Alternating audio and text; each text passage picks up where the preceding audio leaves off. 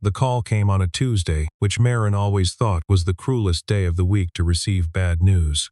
Not Monday, when you still had the armor of the weekend on you. Not Friday, when at least the week was ending anyway. Tuesday. The middle of nothing. She was standing in the parking lot of the lumber yard on Regent Street when her phone buzzed. And she almost didn't answer because she had a 2x4 balanced under one arm and her truck keys in her teeth. But she saw the name on the screen, her property manager, Denise, and something about the timing made her stop. "The tenant in 4B, Denise said without preamble. "He's gone, left last night.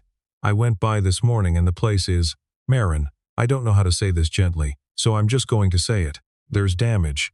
Marin set the lumber down on the hood of her truck. "How bad?" A pause that lasted too long.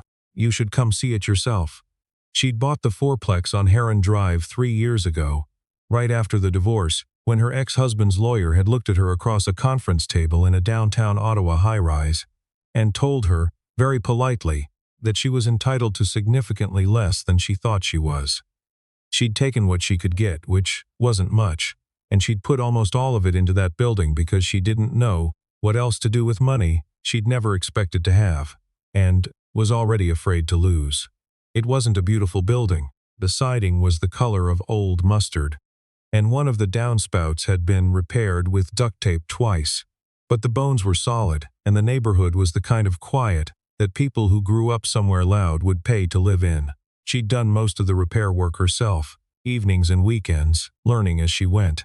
Her hands had gotten rough in ways she hadn't expected. She didn't mind. Unit 4B was on the top floor, northeast corner. The tenant had been there 8 months. Young guy, maybe 26, good references, always paid on time until he didn't. He'd been 2 weeks late in November, and then vanished sometime between Sunday night and Monday morning, owing 6 weeks of back and leaving behind what Denise was now calling a situation. Marin stood in the doorway and didn't say anything for a long time. The carpet had been pulled up in the living room. Not by her, not during any authorized repair. It was just gone, rolled into a corner, and the subfloor beneath was stained with something that had dried dark brown. The kitchen tap was running, which had probably been running for days. 3 of the 4 interior doors were off their hinges. Not broken, just removed and stacked against the wall, which was somehow stranger than if they'd been smashed. "He took the light fixtures," Denise said from somewhere behind her.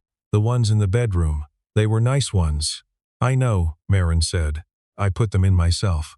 She walked through every room slowly. She was already calculating in her head. Not money yet, just labor. What she could fix herself. What she'd have to bring someone in for. The subfloor would need to be assessed before she could put anything down over it. The walls in the bathroom had water damage behind the vanity that she hadn't known about, which meant the tenant probably hadn't caused it but definitely hadn't reported it, and now it had spread. The window in the second bedroom had a crack running along the bottom pane. Clean and straight, the kind you get when something is dropped against it from inside. She stood at that window for a moment and looked out. The view was the same view she'd looked at 100 times from outside. The street, the maple tree at the corner that had just started to drop its leaves, the row of identical brick houses across the way. Everything ordinary, everything fine, from the outside. That was the thing about damage.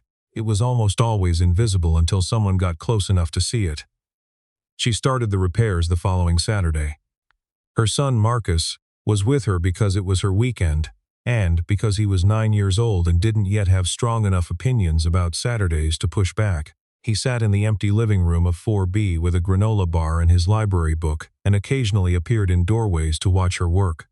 "What's that smell?" he asked. "Somewhere around noon." "Adhesive remover. Don't breathe it directly." "What's adhesive?" "The stuff that holds things together," she said. "The stuff under the carpet."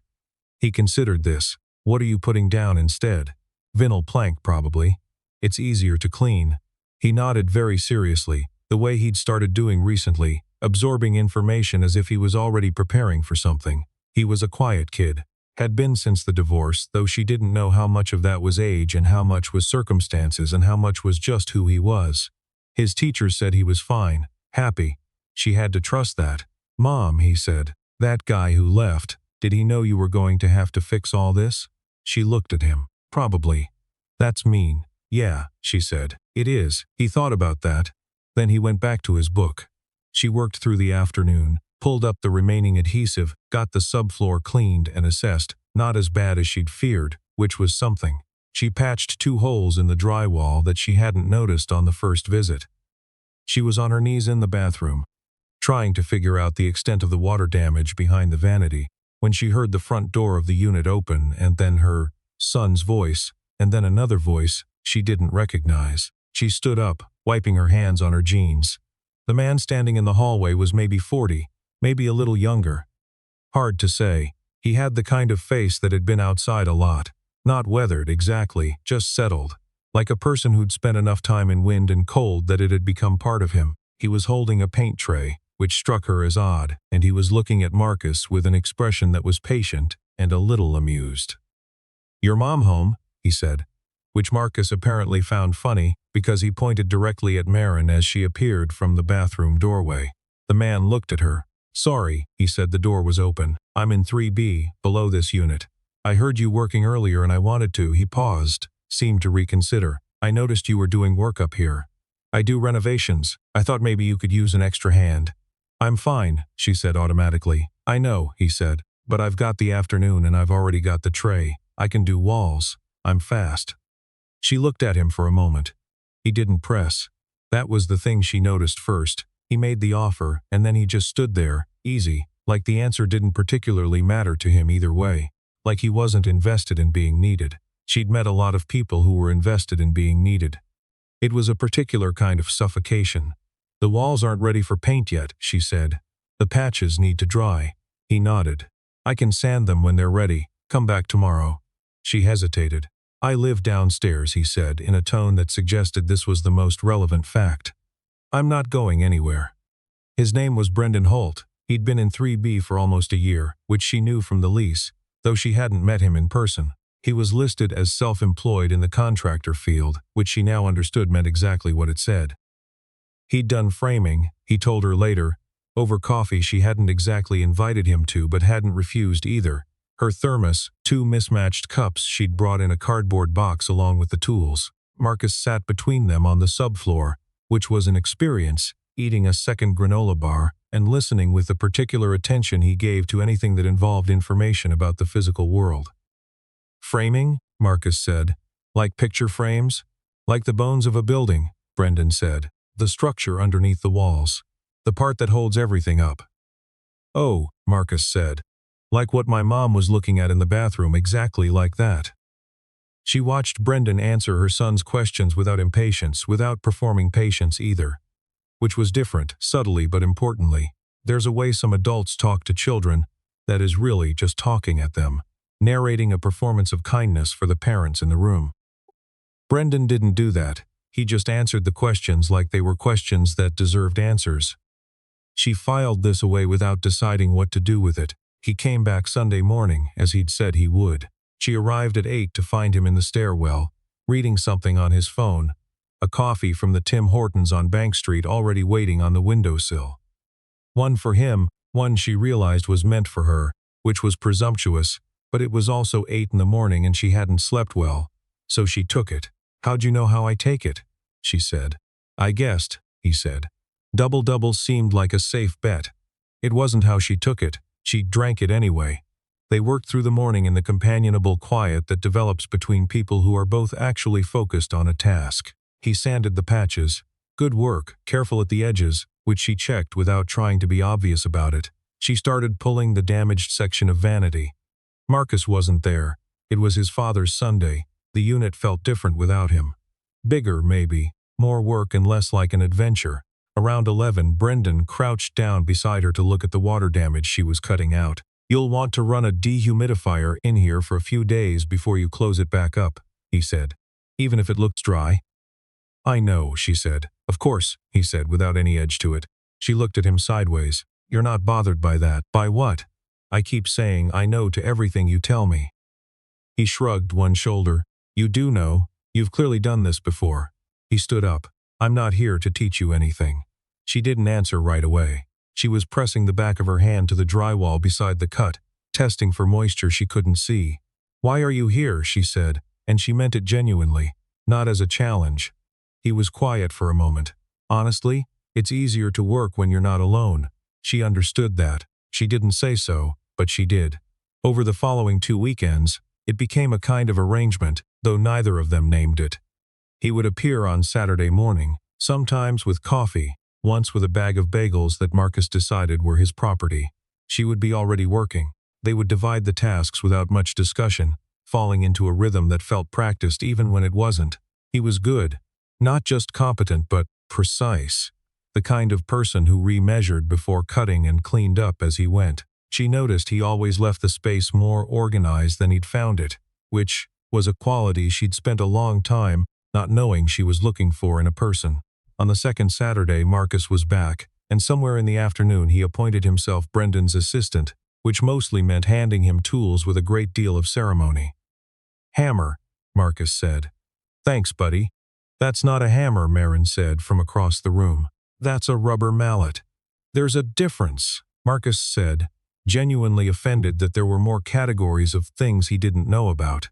"The rubber part," Brendan said, "means it won't scratch what you're hitting. You use it when you want the force without the damage." Marcus held it up and looked at it with new respect. "That's smart," he said. "Someone thought hard about it," Brendan agreed. Marin turned back to the trim she was measuring. Something about the exchange sat in her chest in a way she didn't examine too closely. Marcus had been fine. She held on to this. Marcus had been fine. His teachers said so. His father was involved, paid attention, showed up. She had never doubted that Marcus was fine. But fine and flourishing were different registers, and she was aware, with the quiet awareness she'd developed over the past 3 years, of the ways she couldn't be two people at once. She didn't know what Brendan's story was. She hadn't asked. She knew he worked early starts. That he was up before 6 because she'd heard his boots on the stairs, through the ceiling of her unit during the week. She knew he didn't have a partner because the unit downstairs was a 1-bedroom, and Denise would have noted a second tenant. She knew he had a truck, dark blue, which was always clean even in November.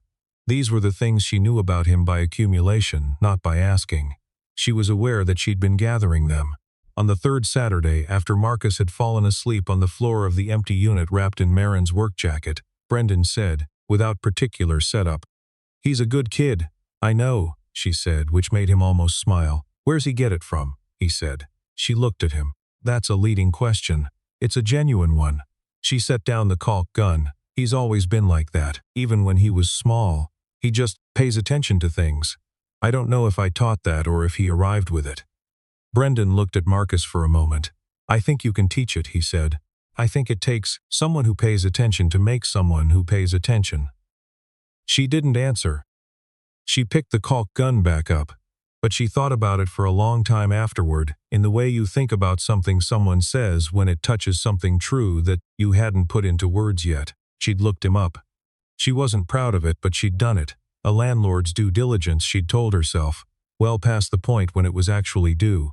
Brendan Holt. The search results were thin in the way that meant either nothing interesting had ever happened to him, publicly, or everything interesting had happened somewhere offline, in the physical world, where most real things do. What she found was a company, Holt Build, registered in Ontario, a website that hadn't been updated in 3 years, a phone number that went to a generic voicemail. There was a mention in a local Kannada paper from 2019, a brief piece about a housing cooperative project he'd been part of, affordable builds in an area that needed them. The quote they'd pulled from him was short. "It's not complicated. People need places that don't fall apart on them. That's the whole job." She read it twice. She didn't know why the company wasn't active. She didn't know why he was renting a 1-bedroom in Heron Drive when he was clearly good enough at what he did to have run something larger. She could have asked. She hadn't.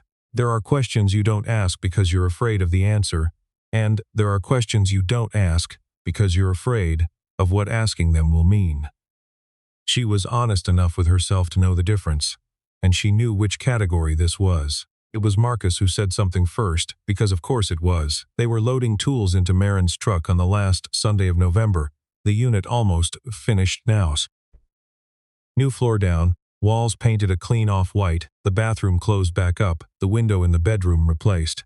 It looked like a different place. She was proud of it, specifically, the way she was proud of things she'd built rather than things she'd been given. Marcus was carrying a small lamp, which he'd decided was his tool because it had the bubble in it, and he was walking very slowly to the truck to avoid jostling it. Brendan was behind him with a heavier box, and he slowed his pace to match without appearing to, and Maren saw this and felt something move in her chest that she was tired of not naming. "Brendan," Marcus said, while still staring at the bubble, "do you have kids?" Brendan didn't break stride. "No," he said.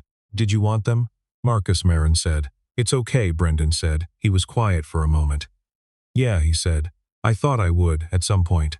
Things didn't go the way I planned." "What happened?" Marcus said. "Life," Brendan said. "You make choices, and then you make different choices, and somewhere in between you end up somewhere different than you thought you'd be. Is that bad?"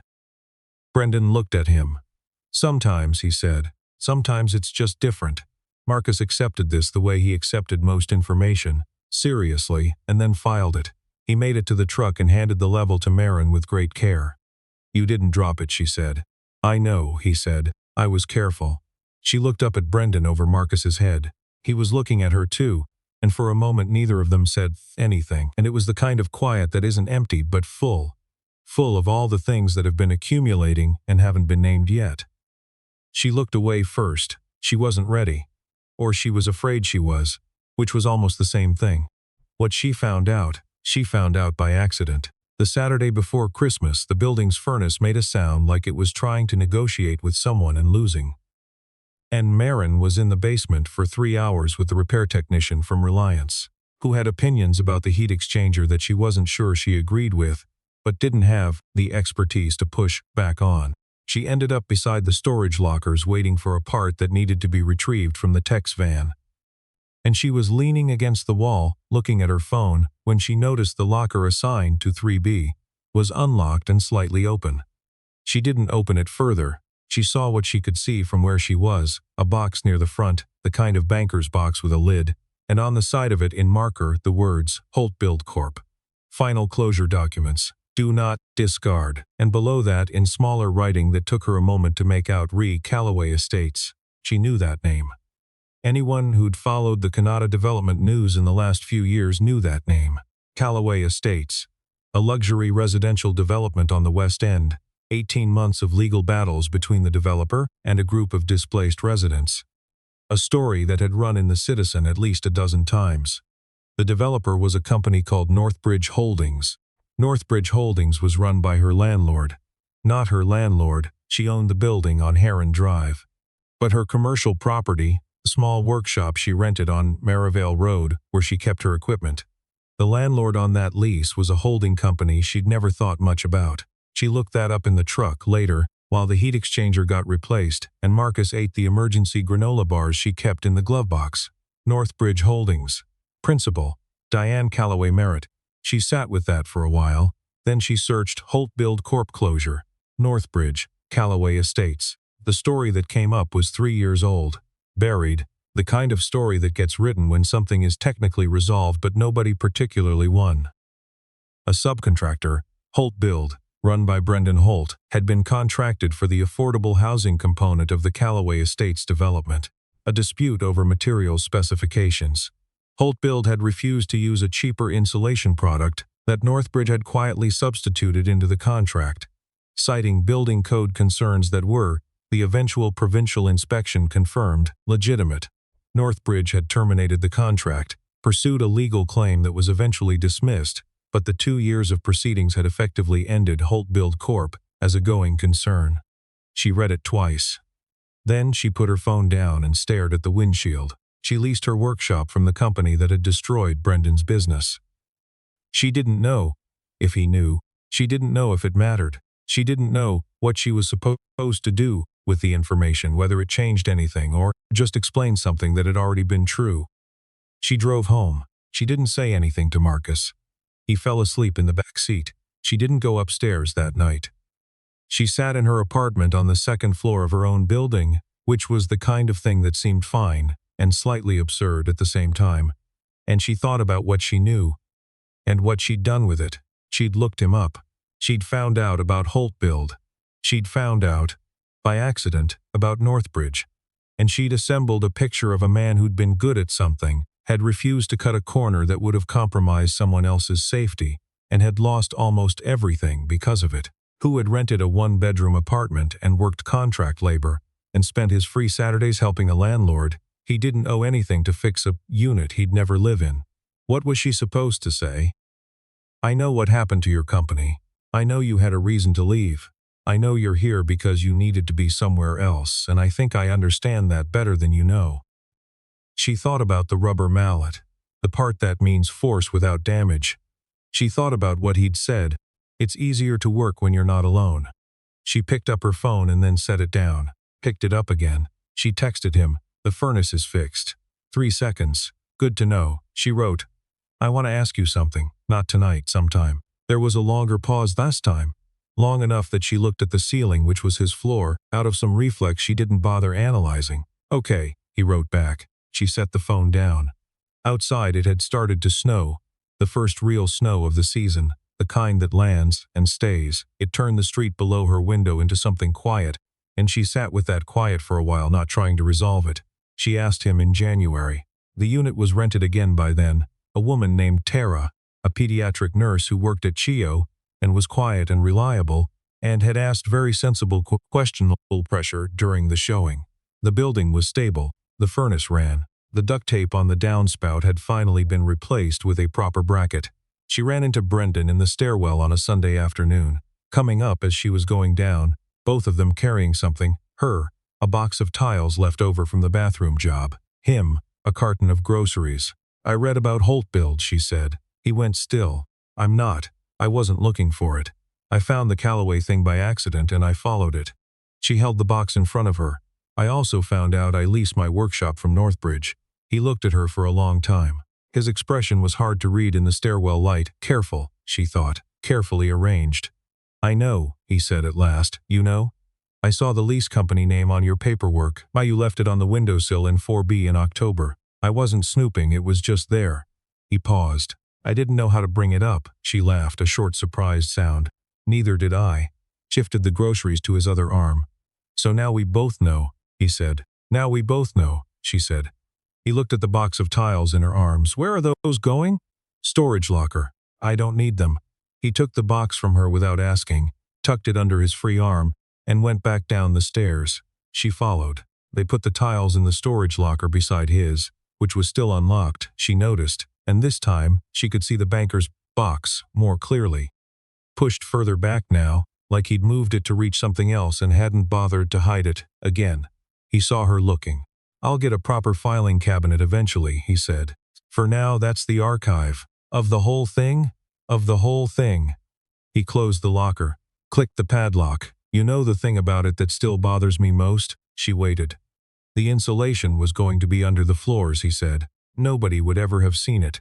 Nobody would have known it wasn't up to code, probably for years. Maybe until it mattered." He turned the lock in his hand. "I couldn't build something I knew was wrong, even if nobody was watching." She thought about the unit upstairs, the subfloor she'd gotten on her knees to clean, the patches she'd done on the drywall, the places where the tape joined the wall seamlessly now, invisible under the paint, holding everything flat. Work that nobody would ever specifically admire, because if it was done right, it looked like nothing had happened at all. "I get that," she said. He looked at her, and this time there was something less careful in his face, something that had put down what it was holding. "So what do we do with this?" he said. "The Northbridge thing." "Nothing," she said. "I think we just know it now. It's not a secret between us anymore." He nodded slowly. "And what about the other stuff?" he said. "What other stuff?" He looked at her in a way that required no interpretation. She looked back at him in the storage locker hallway of her own building. Fluorescent light buzzing overhead, both of them holding the accumulated weight of things they'd figured out about each other the long way around. "We work on it," she said. "Probably slowly, probably with some measuring before cutting." The corner of his mouth moved. "Sounds like a plan," he said. She went back upstairs. He went to make his groceries into something. Through the floor she could hear faintly the sound of someone moving around in a space directly below her. Purposeful, unhurried, at home. Marcus called at 4 to tell her about a bird he'd seen at his dad's, that he was pretty sure was a pileated woodpecker. And she stood at her kitchen window, looking out at the snow in the yard, and listened, and she thought, this is what fine actually looks like, when close enough to see it. Not dramatic, not a rescue or a revelation, just two people building something, carefully, in the place where they'd both ended up.